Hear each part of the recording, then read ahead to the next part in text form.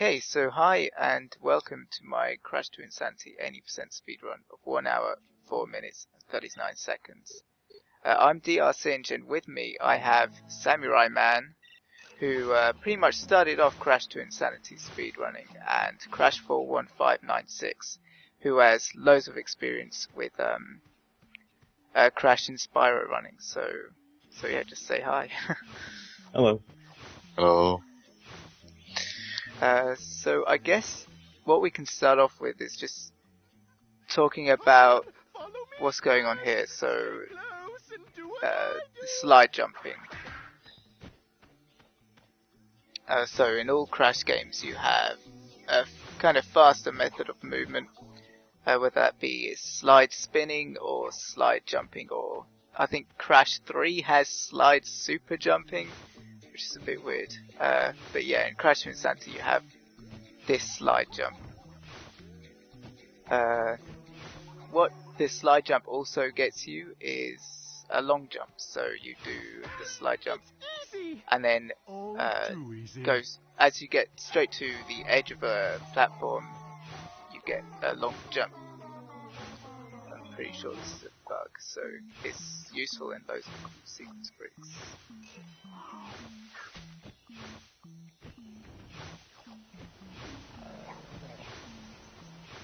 And lots of unskippable cutscenes as well.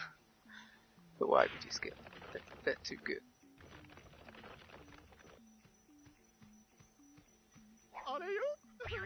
It's true. Blondes do have more fun. So, like, you have, like, a few deaths in this run, right? I have, yeah, it's pretty... In all of my time running this, it's been really unavoidable to get a deathless run. And How major were the deaths? I think the only major deaths I got were right at the end of the run, which they all amount to about 1 minute of lost time altogether, and I don't know, to me that is really good. So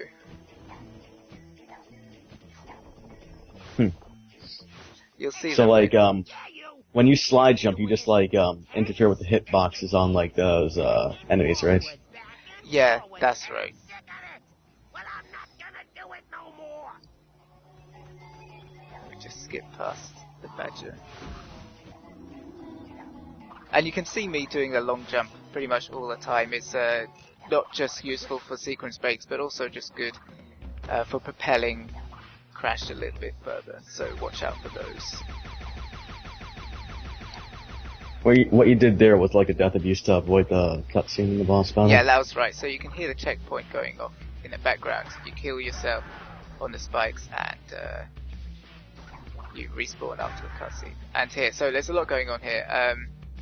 Crash can stand on the plasma beam that Cortex shoots, and it sort of glitches him out, flings him out about a bit. So when you press X to jump, it flings Crash to the side of the arena where he shouldn't be at the time, and then you can use the belly flop, which apparently has the same sort of features and coding as the plasma blast, and you can kill Cortex that way.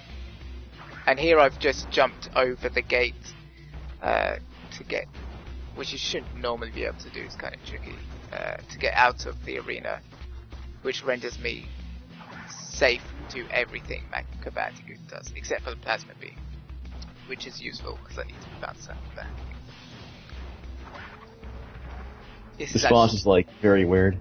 It is. And you're gonna see me here jumps out of the arena to store these shots. This is because his only weapon he has left is a plasma shot, and every time you hit him with the plasma balls, he gets slower and slower charging them. So by storing them, it means you only have to wait for him to go through the kind of fastest charge animation. And yeah, that's actually one of Sonic Star's boss strategies, which was amazing to see. Pretty glitchy. Yeah.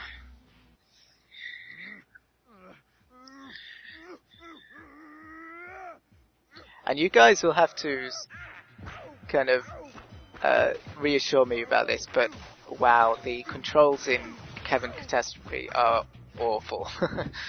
Yeah, it's pretty Of bad. course. It's mainly what's going on is trying to control this ball's direction according to all of the horrible lumps and bumps in the floor, and just the map's built horribly. It's just about maintaining momentum.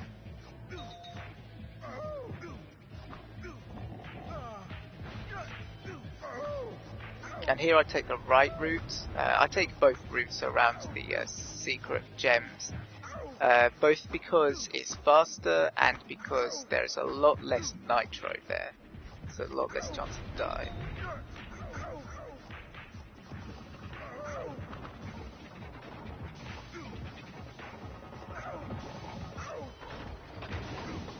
Yeah, and that actually is the earliest I can make it to the rising platform.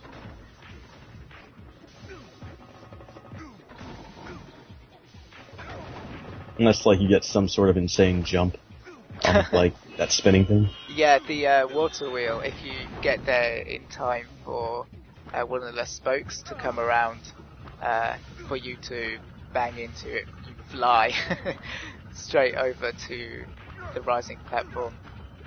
But it doesn't save any time, because you got to wait for the platform anyway. And what you just saw was me doing a sequence breaks where I roll the ball a little bit outside of where the water wheels are, and then I hold left to fall outside the water wheels down to the bucket to proceed. There's, like, another method of doing it, but it's, like, very inconsistent. So there's one the Japanese runner does where, if you remember where the 3 crystals were, which I had to trigger to bring down the rock. There's something the Japanese runner did in his corner where he flew himself straight from that rock all the way down to the bucket. And I've tried it. It's cool. It's good, except it's really inconsistent because the rocks that fall down on top of you, the big ones, they can fall whenever they want. And if they land on you while you're trying to do this jump, then it just throws you off, killing you. So I prefer to be safe there.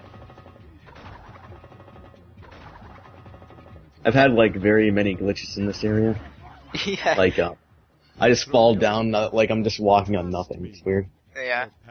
So actually, considering you say that, as I enter that cutscene, just a normal way, with Crash holding Cortex normally, for some reason my game glitches out, Cortex disappears and he appears like really far away, and I've got to kill Crash in order to respawn Cortex and proceed.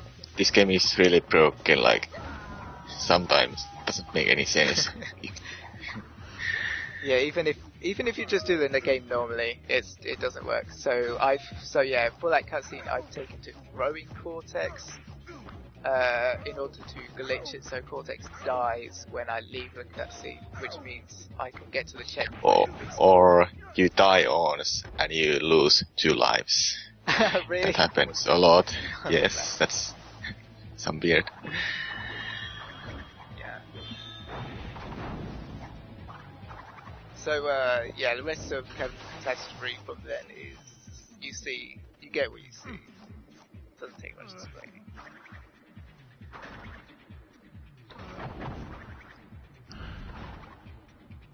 And it's funny. Probably one of the more boring parts of the game. Yeah, sure. I think most of my resets in the beginning of the game came from that first section of Kevin Catastrophe up to the ant section with the drill, and then it's just holding up until the major skips. And here, if I go into that cutscene throwing Cortex and holding forward,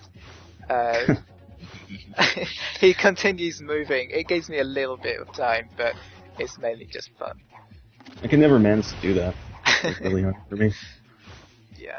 And this is a loading. Sometimes you really need to wait that the other area loads, so Yeah. Crash will bounce a few times if he doesn't load correctly. And here is the first major skip of the run. Okay, so you can see me turning the camera around. This is just so I can see where I'm jumping up and I get it first time. That's really good. If you look for yourself and you look up that rock, you can see it's one hell of a mountain to climb. So it's really tricky getting the timing on a jump to make sure you go as high as possible. And here I'm just jumping around the trigger for the boss. And yeah, I was really pleased to get all those skips first try. On NTSC, like, there's like another method of doing the tree skip, because there's like an extra tree at the bottom. Yeah, there's an extra tree closer to the exit of the lines. On PAL version there's no tree. Yeah. You have to do it the harder way on PAL version. Yep. So yeah, that major skip, it skipped, what's the area called? It's the Tiki... Totem Hokum. Totem Hokum, that's it. And I think it gained you upwards of 6 minutes. It's crazy.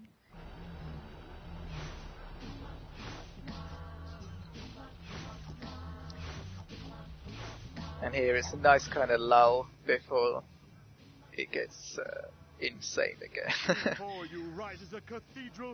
Did you end up getting the bat damage boost first try? I got it first try, except I died losing 8 seconds trying to get the long jump over the where the bridge is.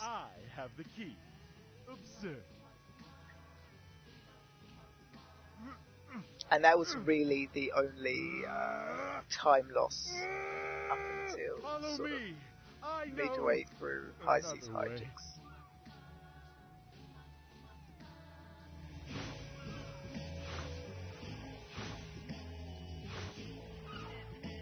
And yeah, so this area is fun, ice climb.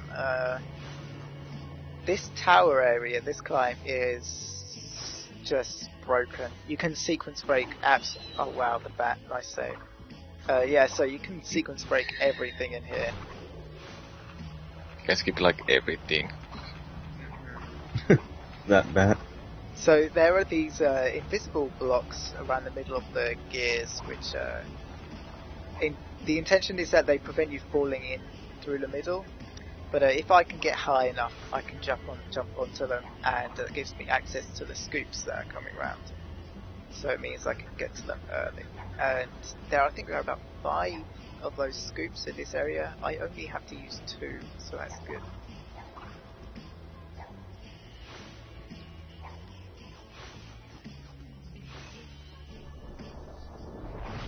And here are a couple of tricky nitro jumps. And I'm picking up this Aku for a damage skip in just a moment. That doesn't lose any time picking up the Aku, because if I get to this cutscene you're seeing right now too early, then Are you sure? It won't have loaded and I'll have to wait. So picking up the Aku means as well as we'd hoped, and I'm not having to stand waiting, so that's good.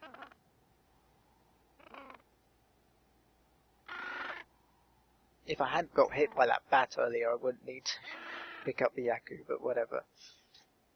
That's why you have these safe strats.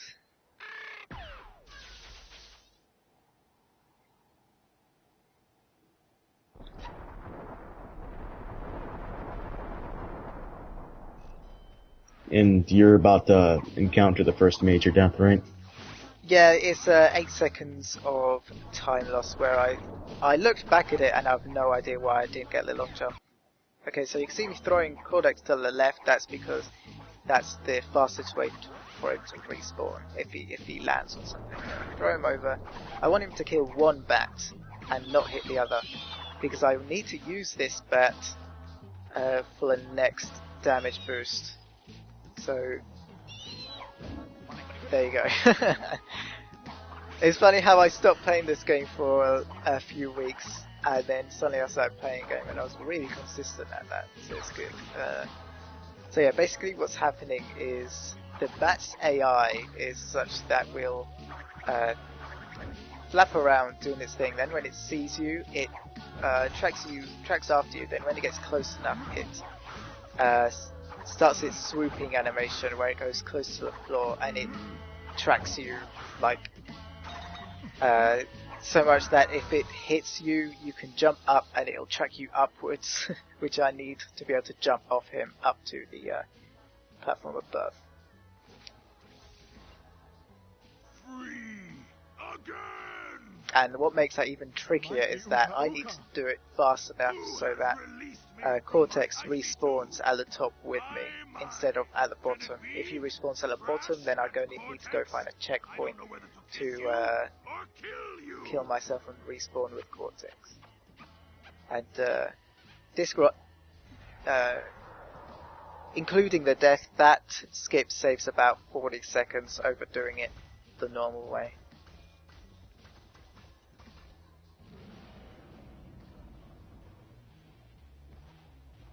This boss is very glitchy. Yeah, there's not really much to say about this boss. All you really do is throw Cortex to the sides, trigger the button, go get him, repeat 2 more times. So as far as that goes, it's not too bad. What is bad is the boss can do 2 things. He can decide to jump on the middle and just like taunt at you. Which is annoying, but he can also choose to moonwalk over the middle for apparently no reason. He doesn't what's the word? He doesn't show that he's going to do it, he just does it and it's really off-putting. And because I have no... I've had him once go in like an infinite cycle where he would just moonwalk forever and I had to kill myself. That's amazing. So yeah, because I didn't have Aku because of the damage boost, if he had moonwalked over me, I would have died and lost a lot of time. And here's the first death skip of the run. Saves about 2 seconds.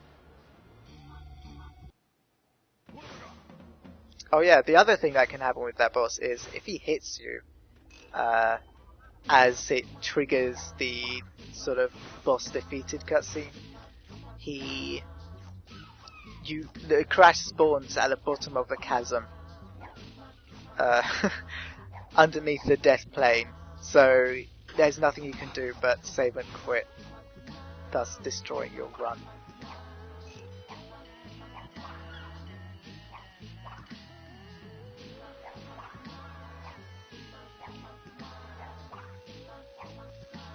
And here we're coming up to the next major skip.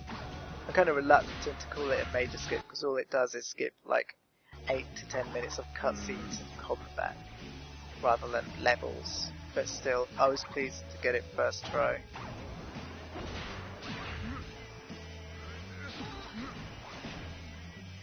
So yeah, all it is just throwing him down to the channel.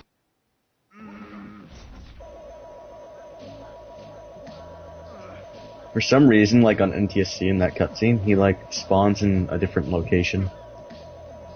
Oh yeah, I remember you saying. Like, where's he spawn? At the other side of the room? Like, off to the right, but like in the middle. It's really weird. So yeah, in this area I'm not actually supposed to have Cortex with me, so doing this tunnel is a little different than usual. It's it can be kind of annoying because Cortex is standing next to the edge. Sorry, Crash is standing next to the edge. Cortex will fall down and die.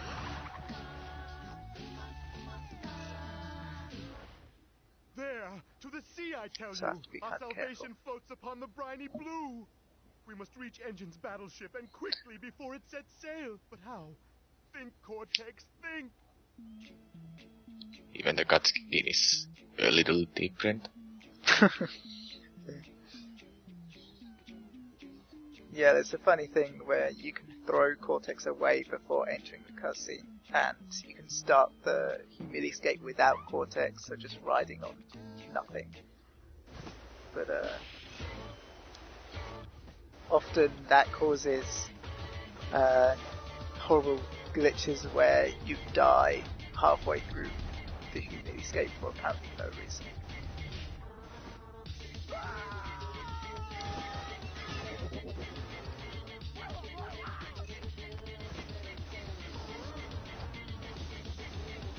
So I guess the Humiliscate Slipside Ice Capades is kind of the same idea as the ball section, where all you're trying to do is follow the right route in order to maintain the momentum as best as possible and not die, of course.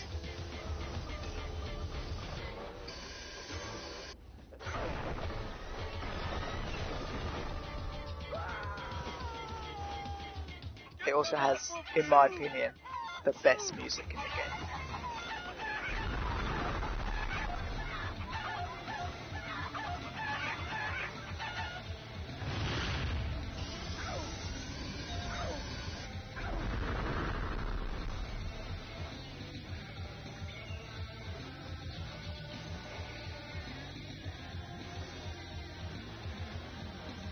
So yeah, and part of routing this Humiliscate is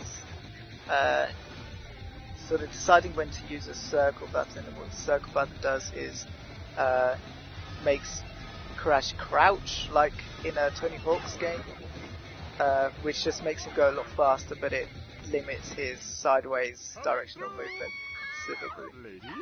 So it's a lot of kind of holding forward, and then when you need to get to the corner, let go. And you can hear when I'm changing by the sort of pitch of the sliding sound.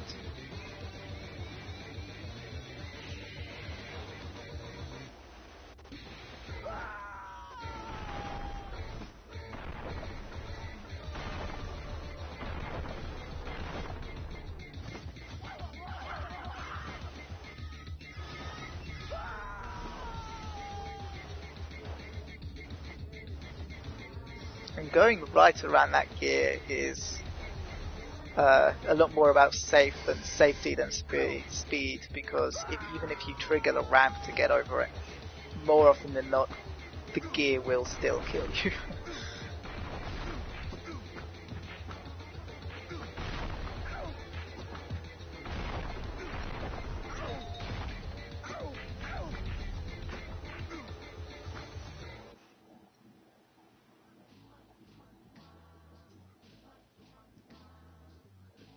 And yeah, I don't know if you guys have had this in your games, but there are loads of cutscenes where the audio's been bugged out. Like, it just isn't there anymore. That doesn't exactly happen to me. In this next area, is it normal that, like, you can't pick up any Akus? Yeah, I think so. So, I think what's usually happens is you can see Crash doesn't have an Aku right now, whereas actually he has 3. He has sort of infinite 3 Akus, technically, until you die, which I just did, which didn't really lose me any time, fortunately. So I don't know why that glitch happens with the Akus. I think it just makes you invincible during the cutscene or something, so you don't die. Or something like that. Also, I'm not slide jumping across here because I didn't want to risk it after what just happened. It probably would have gained me, like, maximum a second.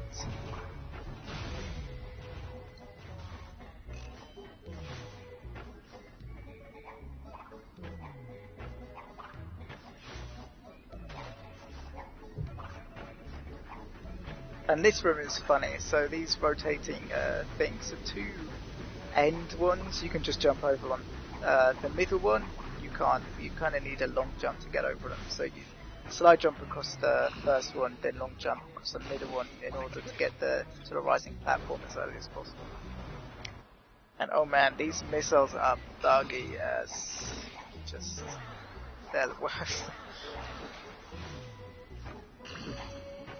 If you get to them too early in their sort of spawning animation, they do sort of numerous things which all get Crash killed. So it was unfortunate that happened. And here comes the major boss rush of the game. Yeah, I guess you could call it that. 3 bosses in less than 10 minutes. It's like 5 minutes of just 3 cycled bosses. There's nothing really interesting. I guess the one thing to say about N.Sanity is you can see anything with spikes on in his little arena. You guys can tell me, but I believe it's instant kill, or does it just get rid of your Aku? I know, like, the outer part of it, like, makes you lose an Aku, but I'm not sure about the middle part. So yeah, it's even in casual play, it's important to be really careful as you get close to the supports. And you actually do need to be pretty close for the TNT to have any effect.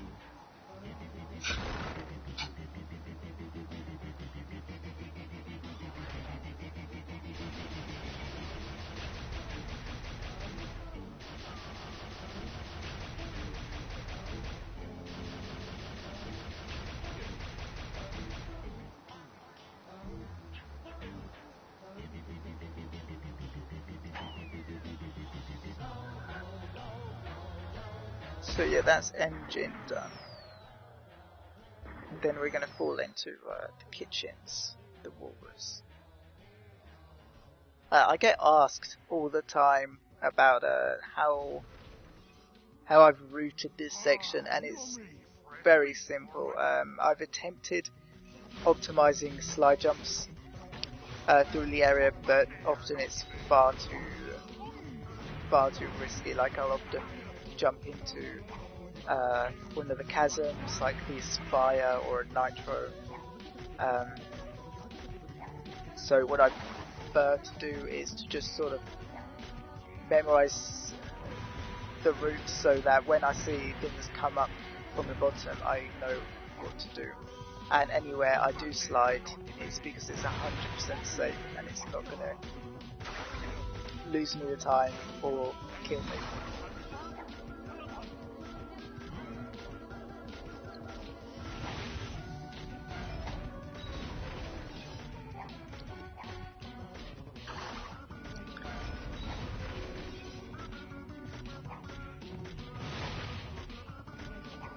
So yeah, I think speedrunning this game, a lot of the execution and sort of everything is packed into the first, I want to say 13-15 minutes up until the bat skip. Then I remember telling everyone high seas hijinks until Academy of Evil was pretty much the lull.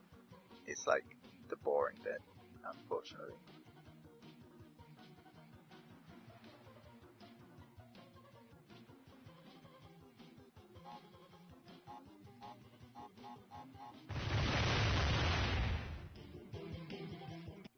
The rats are leaving the sinking ship. Tell us where the treasure is, and we'll let you go. Silence! Looks like we'll have to wring it out of him. So this is the N Trio and Engine boss fight. This actually proves a lot more difficult than it looks. Not the embryo bit. This is just running around until he gives up. The idea is here to just run around enough to be able to stand on this section, because N.Trio cracks the ice floats at places you can't see, and if I stand next to an existing crack, then I know that would be safe.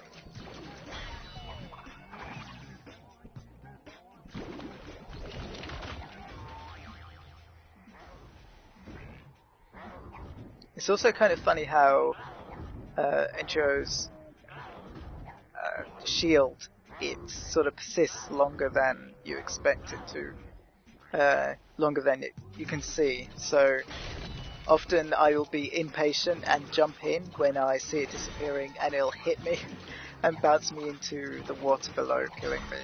Which so you might see me be a little bit patient.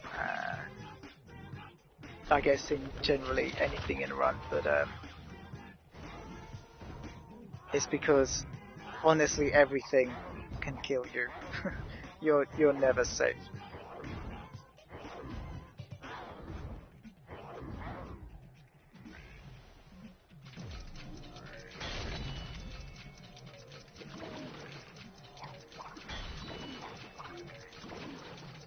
I also try to route my jumps around the ice float to make sure I'm as close as possible towards him when his shield disappears. So, that's kind of the best you can do with that boss fight. Unfortunately, I wish you could break it like all the others.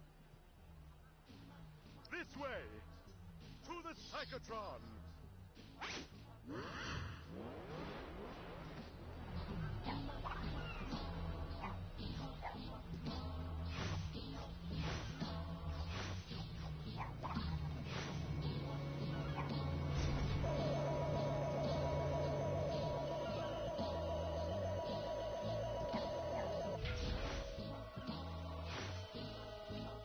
Next is probably like the best part of the game, right? The academy. Yeah. So I was gonna say, this is the calm before the storm. You monster! It has like the most glitches out of any area.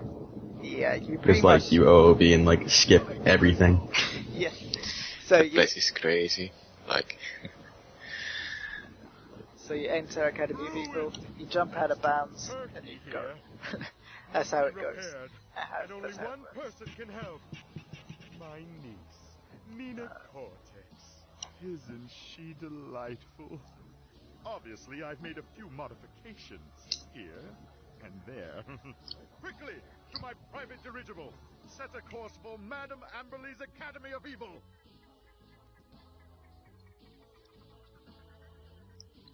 This way.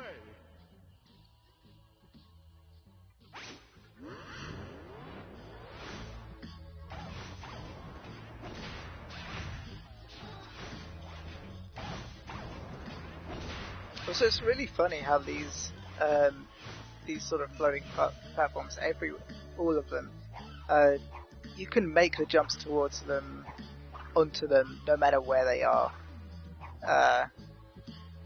So usually I'll see them and I'll just make the jump because it works. In these Cortex sections, have you ever had it so like when you enter them, like it doesn't spawn Cortex's weapons at all? I was going to say this as well. So this cutscene, if you skip it too early, the ship won't load correctly, and Cortex will fall to its death, respawning me at the checkpoint outside of the ship. So I guess that might be the kind of similar thing that's going on with weapons. It also happens like in the final boss as well for some reason. Oh really? I haven't had that happen. And yeah, that's It's very annoying. Yeah, I can imagine. So what you just saw was Crash Invisible. That's a loading error for when you finish Cortex's section fast enough, but it doesn't change my controls or anything. So I just continue until I need to see Crash. And there, that was the second major skip of a run where I jump onto a door using the belly flop. In a similar way, I had to jump onto the gate in the first boss. Then I walked around the very tip of the roof, which is the fastest way around it, in order to jump down to the corridor below behind a locked door. And that skips... I can't remember what the area is called. It skips the boiler area. room doom. Yeah, Boiler Room Doom and the Dingo Is Dome. the area what you just skipped? Yeah, that's it. So it like skips about a 7-minute section and a boss. Yep. It's also a really bad boss. I had so much trouble with it. And yeah, Yeah, those... you need just to wait and wait. With that boss. And these zombie kids, you can just slide jump past all of them without much fuss. The reason I couldn't get it the first time was I lined my slide jump a little bit badly into a cabinet and I didn't have enough time. This area has many names. None of them really suitable for saying right now, but I can sequence break the entire thing by just going around it. I just go around it right, whereas clockwise, whereas you're kind of the intended way is to go around anti-clockwise. You can see me fuss about this acid slick because it's a very difficult jump to make, as you need to kind of walk a bit far off the side of the platform in order to make a jump.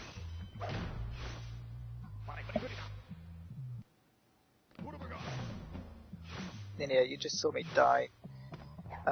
Yeah, I didn't really lose any time because when you leave, spawn from a checkpoint again, it lines you up perfectly for the following slide jumps, which I may have not been able to get previously.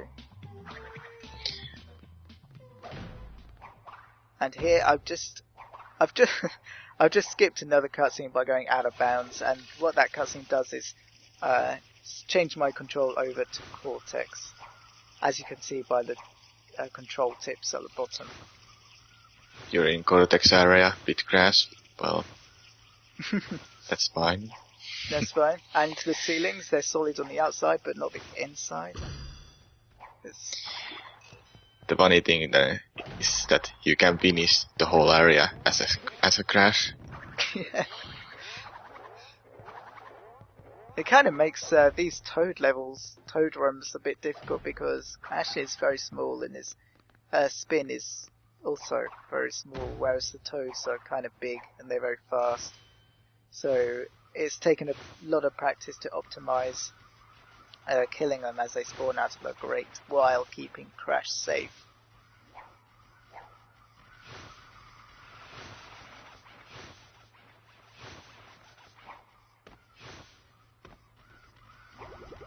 And yeah, you can see me going out of bounds for this entire area. That's not because I can't proceed through the corridors with Crash. I mean, you can do all of Cortex's gun puzzles and stuff with Crash.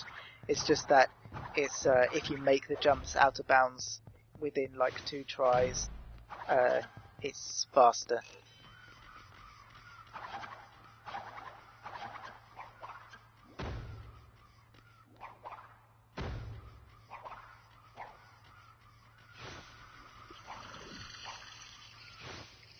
So, you guys can tell me as well that on this roof there are loads of horrible little invisible ledges at the bottom. So you can see me jumping around the corners a lot just to dodge them. They stop me sliding. It's very annoying. I think they're there just to indicate like how many rooms are actually there. They're like the barriers of the rooms, I guess. Oh really? You'd say? Yeah, I think so too. Oh, I didn't know about that death abuse. Yeah, so that one I found out while I was doing these record attempts. So you can hear the checkpoint go off in the background in the room below. I jump off and I respawn with Aku, which is awesome because it's really nice to have at least one Aku for each Toad room. So yeah, that was Cortex's section of Academy of Evil, which is made pretty evident by this cutscene.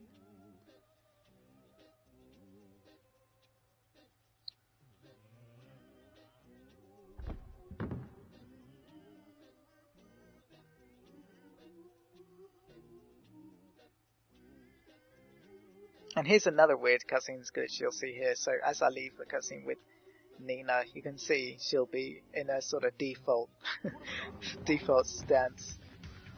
That's because if you go into some cutscenes holding forward and don't let go of forward until you've left the cutscene, I don't know, that happens. It's a bit weird.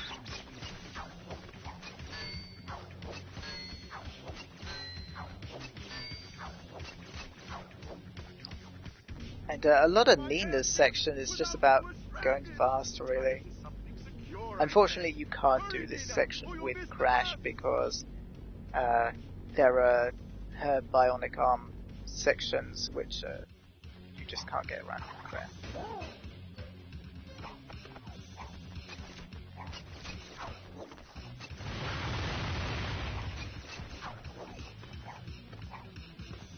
I think the main speedrunning strats for this section is to try to make sure you have one Uka with you at all times, because the rats beneath where you land from the grapple rings, they're kind of big, they're kind of fast, and they don't track you, which means when you get there they can be wherever they are, and when you're standing there they can just run into you if you're not paying attention. So the other thing is that while you're on the grapple rings, you have no control until the last couple of few frames before you land, which means if there's a rat just underneath you, you're going to take damage and you have no control over that.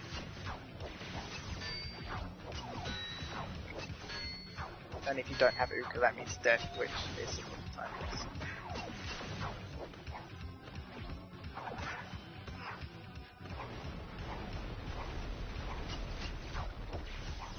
And here I kill all three of these rats, because there have been times where I've hit the bell with a bionic arm and a rat's walked into me and killed me. Like, in the middle of the animation.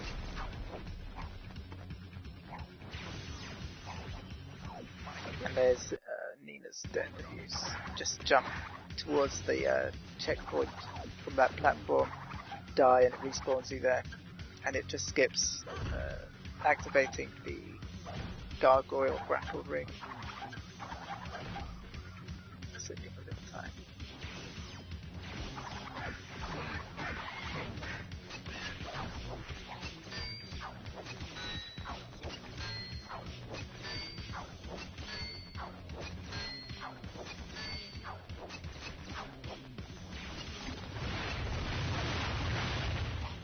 I also found it really funny how Nina's bionic arm, it doesn't have a hitbox. It doesn't have a hurt box, or rather, where you can fire it into TNT and Nitro and it has no effect. And I mean, that sounds rational, that sounds understandable, except considering where everything kills you so easily in this game, I would imagine them to put hitboxes upon hitboxes upon hitboxes on everything.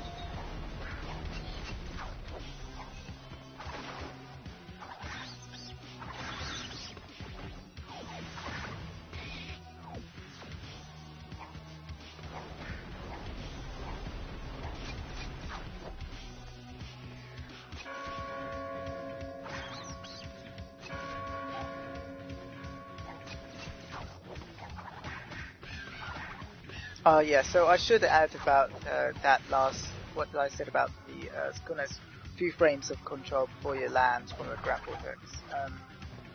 If you hold the direction as you fall from the grapples,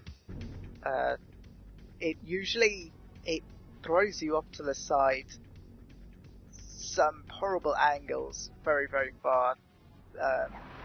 Usually 9% of the time killing, so I prefer to just not hold any direction as I fall until I land.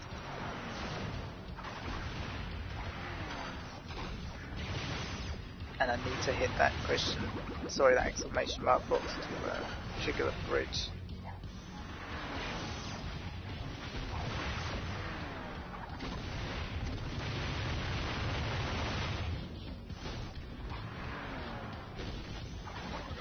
And here I pick up 3 Akus for Ukas for no particular reason. It doesn't do anything.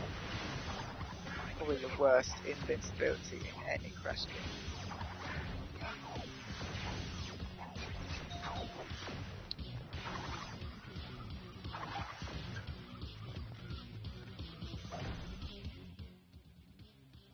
They found us! To the airship! Quickly! So now we switch over to the Madam Amberley boss fight. I guess I'll give it a moment before I say what's going on. because it's pretty awesome. You are in detention. Madam Amberly, So, Crybaby Cortex is all grown up. I see you found employment as a barber. I'm an evil scientist. A scientist of it. To me, you'll always be a little worm.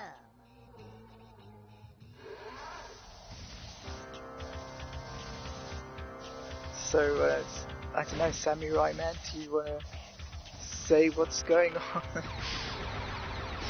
If you're on the left side or the right side of the platform, the enemy thinks that you're on that platform, and she just, well, as you can see, just stand there and Just take it.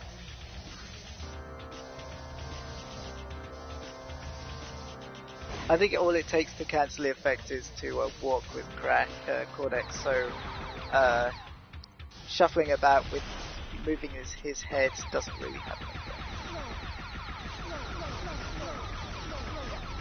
Notice how like the only animation she has when she's shooting is like just her eyes twitching. Yeah, it like defaults her into that T anime pose, so that's weird.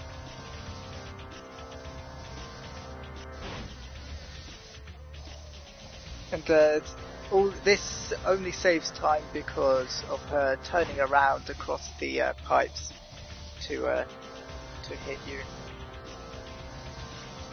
It's not huge, but I mean, just look, it's awesome.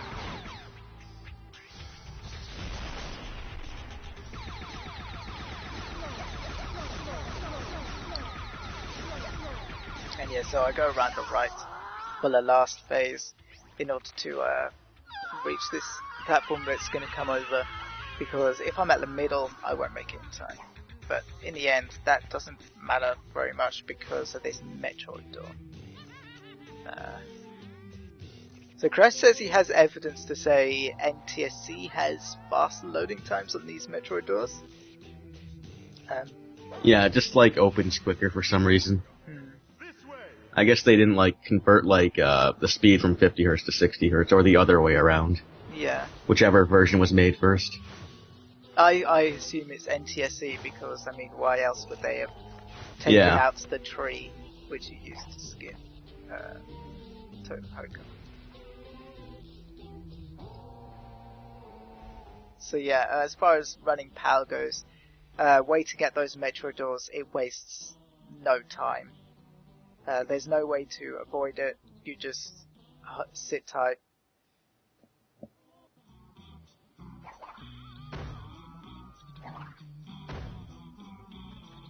So yeah, that was Academy of Evil.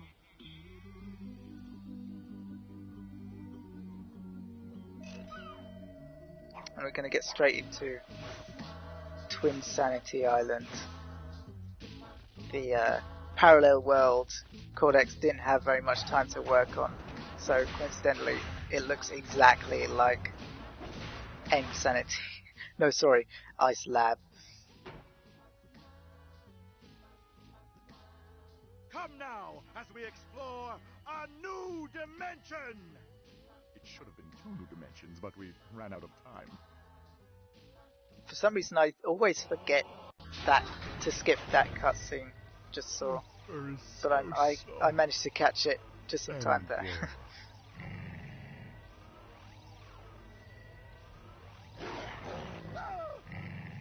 Evil Crash! No! Come along!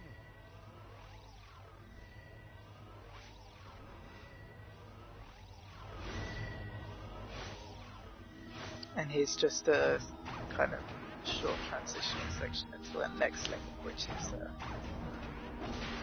another Humiliscape, which is comparatively much more difficult than the previous one, because it has a lot of nitro, which you need to dodge, and a lot of ants that are roaming around, and it's kind of random where they're going to be when you get there, so routing this level has both been about maintain momentum, dodging nitro, but also trying to be at the safest place, or at least the most consistently safe place away from the ants, because they can hit Crash or kill Crash. My daughter, niece!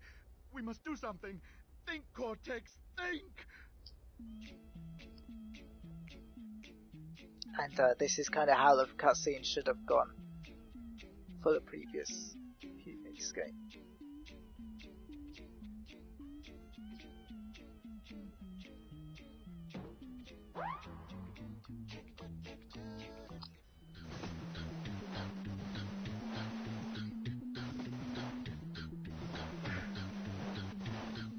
Unfortunately, this is also my next sort of large time loss and death, except I'm not too worried about it because, as you will see, it was highly unavoidable. Unfortunately, it comes towards the end.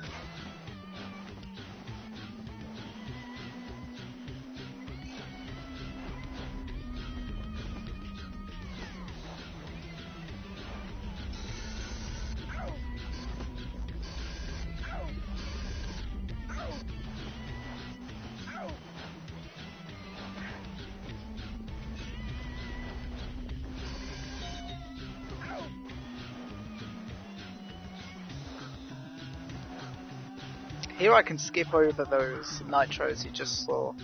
That's because when you're holding circle and you jump straight from the edge of any ramp in this human skate section, Crash gets a really high, really long jump for some reason.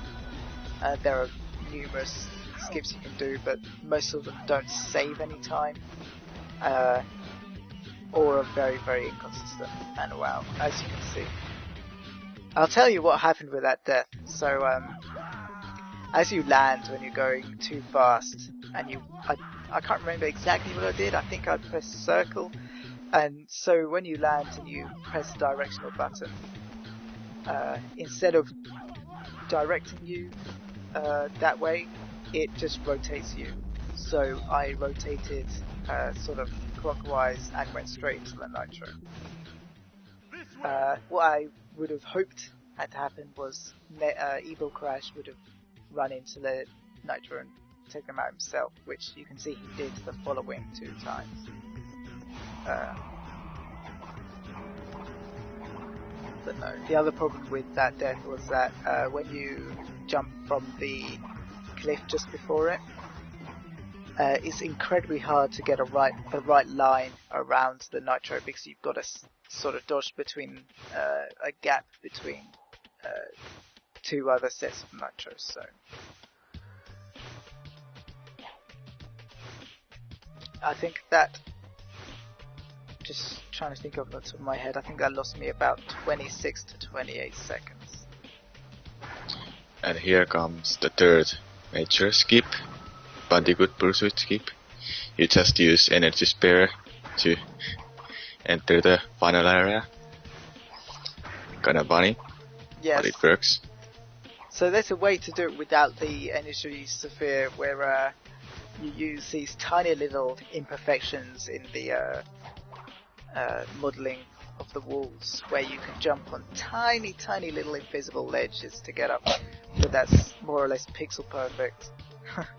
So we opt to use the energy sphere to jump up pretty easily. Can you actually do it without a body slam? I haven't been able to, or at least body slam has been the single most consistent. Actually no, I lie. So the way I used to do it was I rolled the energy sphere. I think this is how Samurai Man did it as well, where you roll the energy sphere a little bit up the wall, jump on it as it is a little bit higher up the wall, and then jump up from the energy sphere. But Yeah. So now we're heading into antagonist, the last push for the run. I wouldn't say it's particularly hard. It takes a lot more planning than the rest of the run, because there's a lot of the coloured platforms you need to be ready for, and just the moving platforms in general.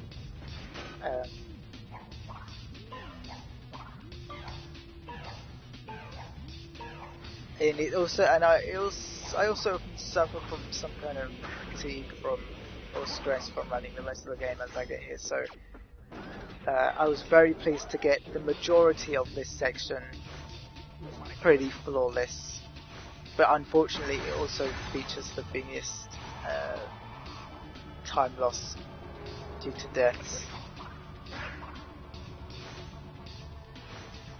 a little bit later on.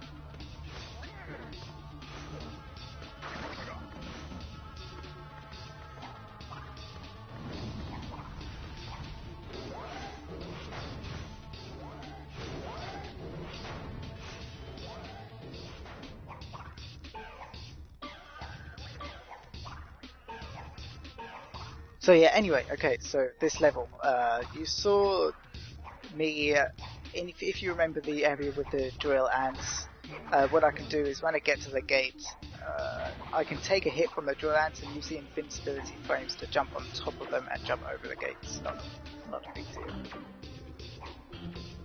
And the colored platforms, it's been kind of fun working out how to sequence break those, trying to get the lowest number of cycles around getting past them. So the fastest way I've worked out for those colored platforms you've just seen is to jump between those two red platforms at the same time to get to the green platform and get off the end, and that skips one cycle. There's a way to do it fast, no matter, for every different colour of platform you get there at. It just happens that blue is the fastest to start with, so I was kind of lucky to get there for that.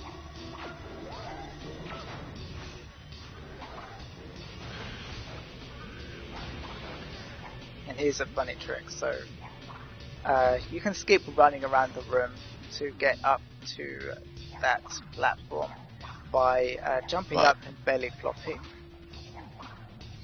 And here comes the other skip. Pretty cool. Yeah. Just jumping over the barrier. Yeah, so all enemies actually have a hurtbox on top of their heads where you can jump on to kill them or hurt them. It's just the way, I don't know, the modelling of this game works. It's very difficult to do with most enemies.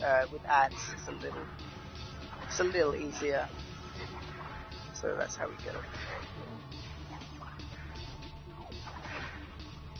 And I need to kill 13 enemies to proceed.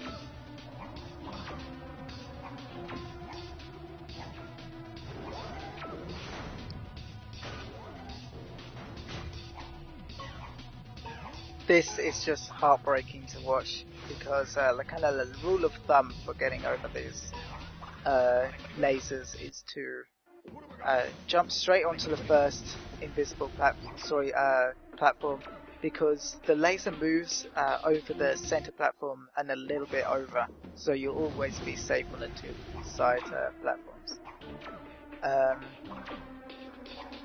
So what I tried to do was jump on the first platform and then compensate for the laser where it was afterwards.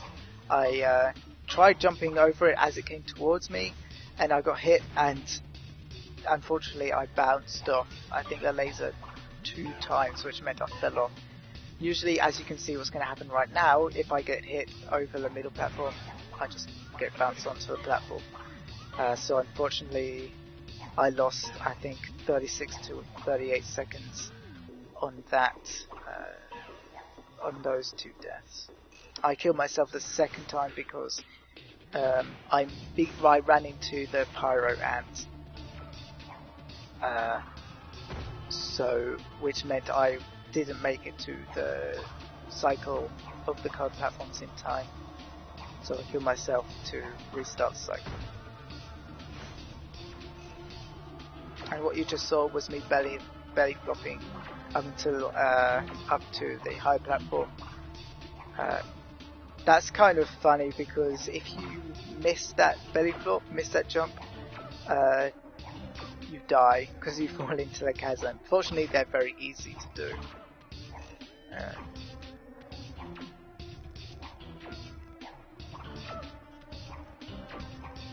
And I think Crash was saying in the NTSC version you can actually just jump up there.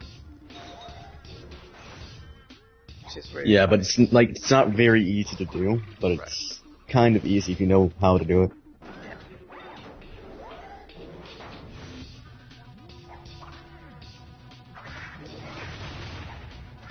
So now we're in the last room.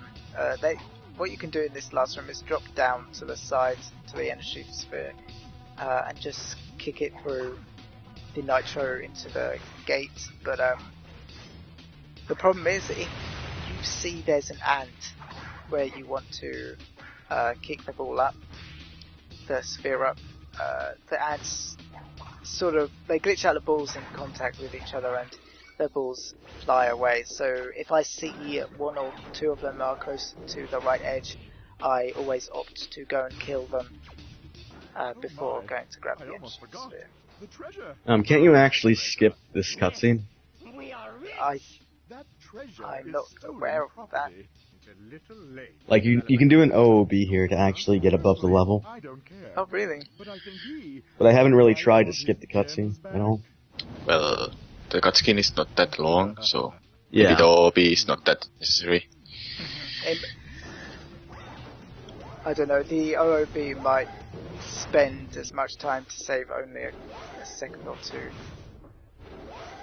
I don't know, you'd have... And you need to add temp it. Yeah.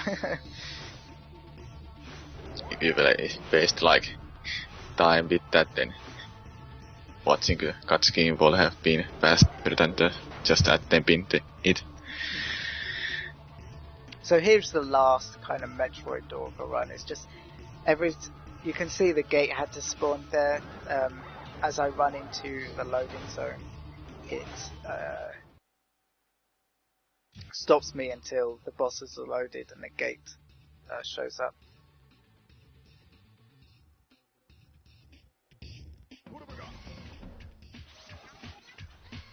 And here we go, here's the final boss rush. I can't tell you how epic it felt doing this after such a good run. So doing the Nina section of this, the fastest way to do it, there's not much to it, it's just to go anti-clockwise. This is because the twins, they predisposition to go clockwise, and their predisposition to go anti-clockwise.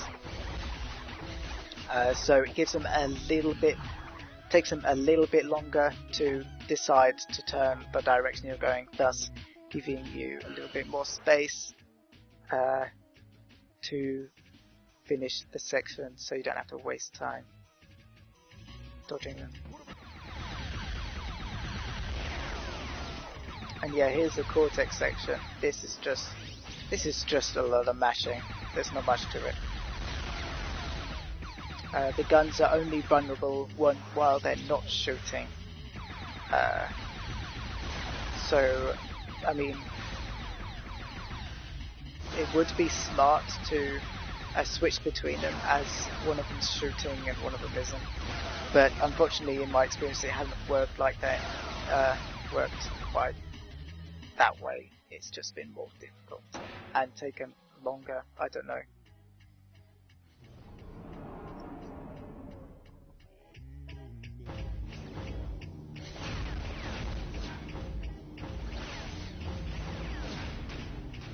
And yeah, the interesting thing about Mecha Bandicoot's Crash's and boss fight is that you can get double hits through each of the openings, except it's very hard to tell where you're shooting because his left shoulder covers his gun, so you can't see exactly what's going on. But it doesn't take long, so there you go. That was the run.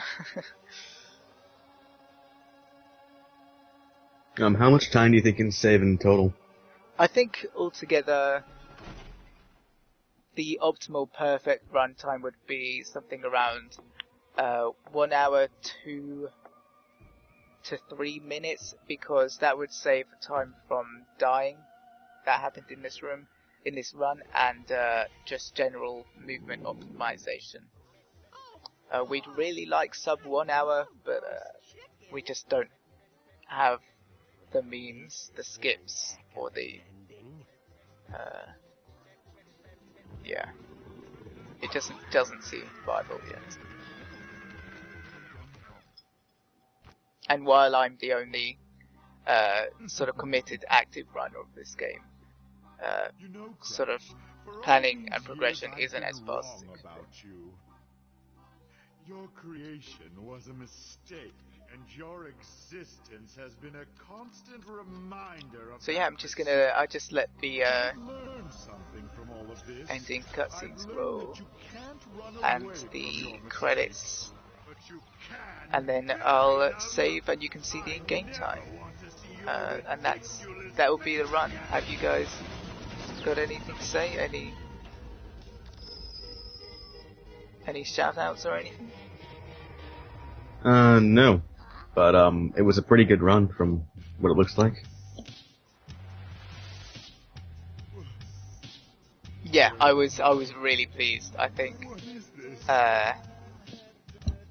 of all of my 3 months of world record attempts, and upwards of 6 months of running this game, I was ecstatic to get a run with so few deaths and so all the glitches, all the out of bounds. The execution was pretty great. So yeah, and I just want to thank Crash and Samurai Man for joining me in this commentary. They've both done a lot for not only this game, but Crash speedrunning in general. So yeah, thank you guys. No problem. You're welcome. And yeah, I promise you there's a lot I've missed in the commentary of this, the audio commentary, so I have included extensive written comments on this run, so you can find them on SDA, and and it should have timestamps for everything, so if you see anything interesting, then all you need to do is see, and it should be pretty in-depth. So yeah, I'm going to cut the commentary here. I'm going to let the credits and everything run out, so thank you for listening. See you later.